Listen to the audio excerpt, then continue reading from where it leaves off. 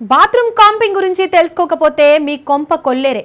Bathroom camping అనే పదం వినడానికి కొత్తగా అనిపించవచ్చు, కానీ ఇది చాలా మంది వారికి తెలియకుండానే చేసే ఒక అలవాటు. సాధారణంగా ఇది బాత్రూంలో ఎక్కువ సమయం గడపడాన్ని సూచిస్తుంది.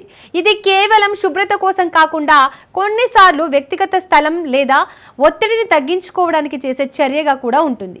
ఆధునిక జీవన శైలిలో బాత్రూమ్ అనేది కేవలం అవసరాల కోసం మాత్రమే కాకుండా కొంతమందికి ఒక వ్యక్తిగత ఆశ్రయంగా మారుతుంది.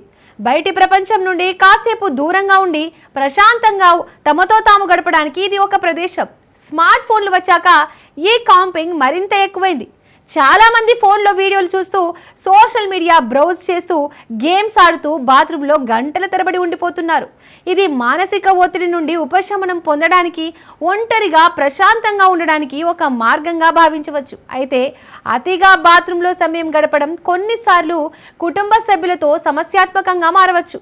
కాబట్టి బాత్రూమ్ కాంపింగ్ అనేది కేవలం ఒక అలవాటు మాత్రమే కాదు, మనసు ప్రశాంతత కోసం చేసే ఒక చిన్న ప్రయత్నంగా కూడా మనం చూడవచ్చు.